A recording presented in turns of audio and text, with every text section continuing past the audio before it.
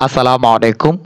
২০২৫ সালের ৬ষ্ঠ শ্রেণীর বাংলা বিষয়ের অর্ধবার্ষিক এবং বার্ষিক পরীক্ষার জন্য আজকে আমরা নম্বর বন্টন এবং প্রশ্নের ধরন নিয়ে আলোচনা করব।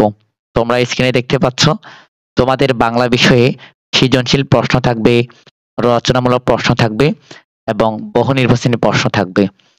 এই যে দেখো, এখানে মোট ১০০ নম্বর কিভাবে ভাগ করেছে দেখো। সৃজনশীলের জন্য ৫০ নম্বর, রচনামূলক প্রশ্নের জন্য ২০ নম্বর আর বহু নির্বাচনের জন্য ৩০ নাম্বার। এখানে দেখো, সৃজনশীল প্রশ্ন প্রতিটি প্রশ্নের জন্য ১০ করে, আর রচনামূলক থাকবে ১০, আর বহু নির্বাচনের জন্য ১ করে। এখানে দেখো, গদ্য থেকে ৪টি থাকবে, কবিতা থেকে ৪টি, মোট ৮টি দেওয়া থাকবে। যেকোনো ৫টির উত্তর করতে হবে, তবে কমপক্ষে ২টি করে। গদ্য থেকে যেকোনো ২টির উত্তর, আর কবিতা অংশ থেকে যেকোনো ২টি, মোট ৪টি, আর একটি যেকোনো এক জায়গা থেকে। মোট ৫টির উত্তর করতে হবে, ৫০ নাম্বার। আশা করি বুঝতে পেরেছো। এই যে ৫০ নাম্বার। এরপরে আসো রচনামূলক বা বর্ণনামূলক প্রশ্নের জন্য ২০ নাম্বার। এটা কিভাবে ভাগ করেছে দেখো। এটা হচ্ছে আনন্দ পাঠ থেকে ৪টি বর্ণনামূলক প্রশ্ন থাকবে, অর্থাৎ বড় প্রশ্ন। সেখান থেকে ২টির উত্তর করতে হবে। এখানে কিন্তু ২০ নাম্বার দেখো। এই যে ২০ নাম্বার। এখানে ২টি থেকে তোমার মানে ২টির উত্তর করতে হবে। আনন্দ পাঠ ৪টি থেকে ২টির উত্তর করতে হবে। একটা ১০ করে, ২টা ২০ নাম্বার। প্রত্যেকটি প্রশ্নের ২টি অংশ থাকে।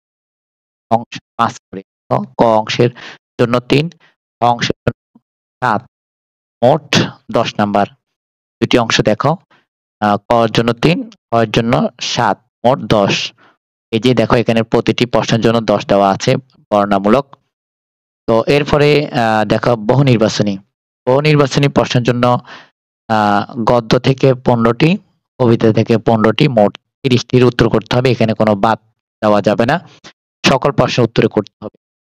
এই হচ্ছে তোমাদের ৬ষ্ঠ শ্রেণীর বাংলা প্রথম পত্র বিষয়ের জন্য নম্বর বন্টন ২০২৫ সালের অর্ধবার্ষিক এবং বার্ষিক পরীক্ষার জন্য। তোমাদের জন্য শুভকামনা।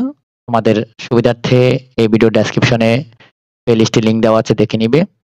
চ্যানেলে নতুন হয়ে থাকলে চ্যানেলটি সাবস্ক্রাইব করে পাশে থাকবে। আল্লাহ হাফেজ।